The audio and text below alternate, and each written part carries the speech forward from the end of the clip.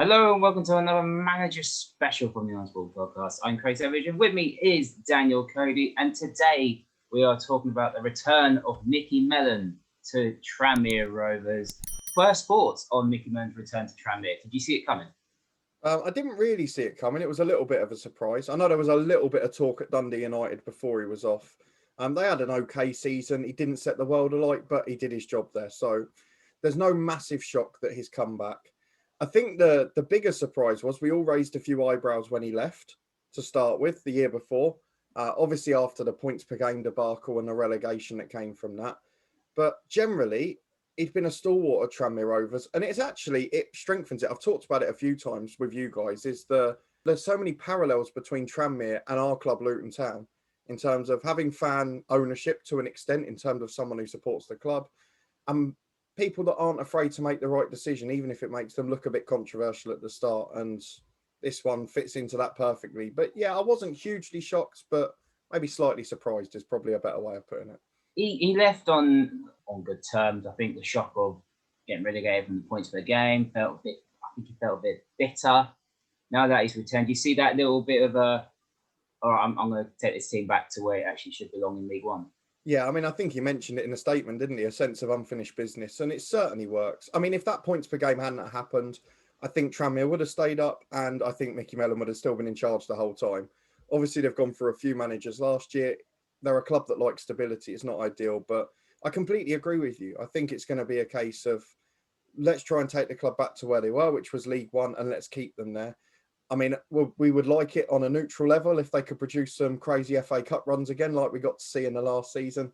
Obviously, that day at Watford was probably still our favourite game we've been to as a podcast. But I think it's going to be unfinished business. And my word, they finished seventh despite the uncertainty off the pitch last year. So they're definitely contenders for the top seven again, aren't they? Yeah, just going to quickly go back on to last season, finishing seventh in the playoff. At a certain point, it was coming into the top three, and then it drifted away. Keith Hill was starting to blame fans, even though the fans weren't even there. But they finished in the playoffs regardless. They sacked Keith Hill. We had the prediction whether they would go through or not, but they gave it an all right go in the playoffs, despite losing to a team that eventually got promoted to League One. Yeah, and let's be fair, Morecambe finished fourth over the season, which would suggest that was one of the hardest games in the playoffs. I think the thing to say is the Keith Hill stint was so bizarre.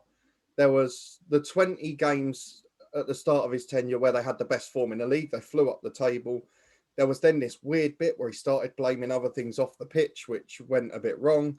And then to sack him before the playoffs, I mean, it became untenable because the fans were so against it. And when you've got a club where it's so community driven and the fan base is such an integral part of the club, you can't get away with that. I mean, I take the parallel back again. Even with Graham Jones at Luton, when they were outside or inside the relegation zone, the fans didn't take to him, and it meant it was never going to be a success. And the fans are the biggest thing in football. We've seen that more than ever over the last year. So I can understand it. They gave it a very good go. Obviously, Ian Dawes and Andy Parkinson, who took charge of those playoff games and had the caretaker stint earlier in the season, they're Micky Mellon's number 2 and 3, essentially, as assistant and first team coach. So I think it's good to keep that stability in the club. The players clearly played for them when they had their stints in the season. So I think they've probably got as close to the dream team as possible. It's just a shame that Mike Jackson couldn't come back as well because of his stint.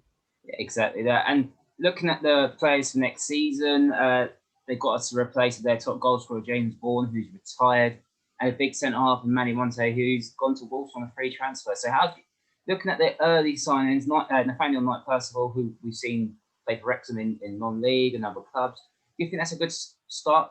Yeah, there's a few good signings in there. They've gone for a couple of experienced defenders, as you mentioned, him and Tom Davis, both with EFL experience and coming towards the latter end of their career. So gives them a bit of solidity at the back.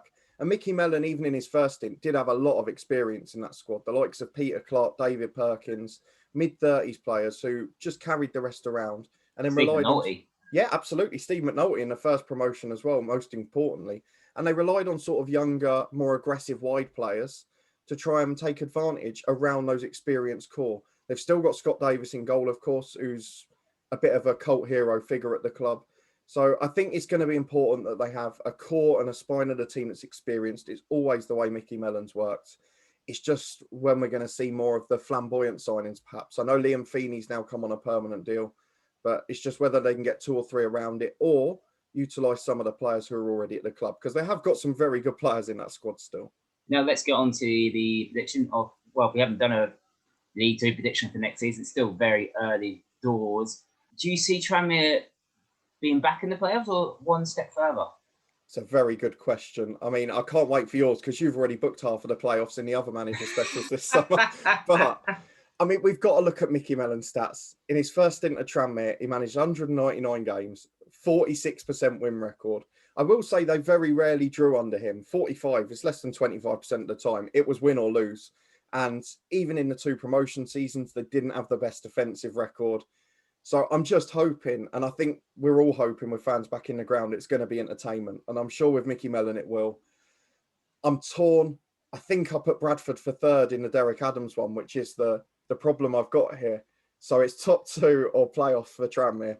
They're definitely going to be in the top 7 in my eyes. I can't see a way they're not up there. They did it in a chaotic season with a good manager, with a manager who knows the club inside out. I'm sure they will as well. Oh, I'm tempted to go top 2, Craig. I really am.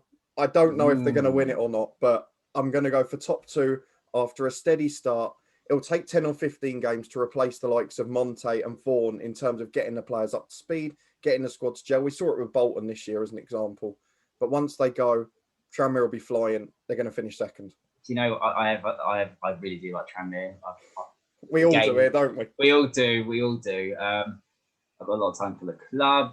I think they'll be up there. I really do. Once Micky Mellon gets outside, like fans behind the Super White Army, yeah, I think they'll be up there. Top 2, no, top 3, yes. I'm going to say top 3. I think they'll be up there. It's going to be a very hard League 2 season next year. I think it's going to be an unknown. I think all 3 divisions are going to be quite unknown just because of the fans' return. It's going to be totally different. I think there'll be more fans will be up for it next year or this next season because they actually get a chance to go to the grounds, hopefully with all the restrictions coming off. So I think Tranmere, I think they'll do very well again. Full faith in Micky Mellon. I think he'll probably be a similar stint to what Nathan Jones done at Luton for a 2nd stint. So there's so many parallels. I know.